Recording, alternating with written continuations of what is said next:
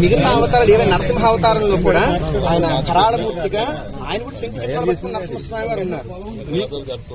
మీకు కేవలం 2 చేతులతో వచ్చిన స్వరూపాలు 2, ఒకటి రాము 2 కృష్ణుడు. ఇదైతే మాత్రం గోపాలస్వామి వారు రుక్మిణి సమేతంగా ఉన్నటువంటి, నాకు తెలిసి ఖచ్చితంగా మీ ఊరికి పుట్టడానికి ప్రధాన కారణం. ఎందుకంటే మీ ఊరి చరిత్ర కూడా నాకు తెలిసి అంతకు మించి ఉండదు. ఎందుకంటే మన చుట్టుపక్కల ఊళ్ళన్నింటికి కూడా ఒక 500-600కు మించి పెద్ద ఊళ్ళుగా ఉన్నటువంటివి ఏమీ లేవు. తర్వాత మళ్ళీ డివేట్ అయిపోయి మీకు దేవరపల్లి ఉంది.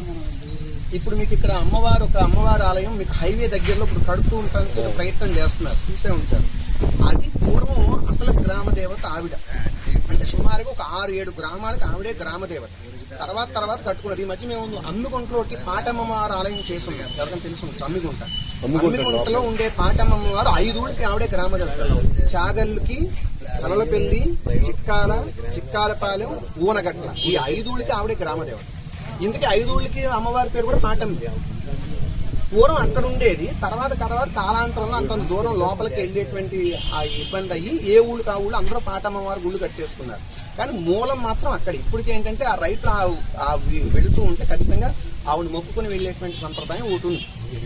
అలాగే కాలాంతరంలో ఈ ఊళ్ళన్నీ వేరువేరుగా ఏర్పడటం, తర్వాత పెరగటం, వాటి వల్ల రూపాంతరాలు చెందాయి. కానీ ఏదైనా మహా అయితే ఈ గ్రామాలకి ఒక 700-800 సంవత్సరాల లోపు చరిత్రలే ఉంటాయి. కానీ అంతకు మించి ఇంత గ్రామాలు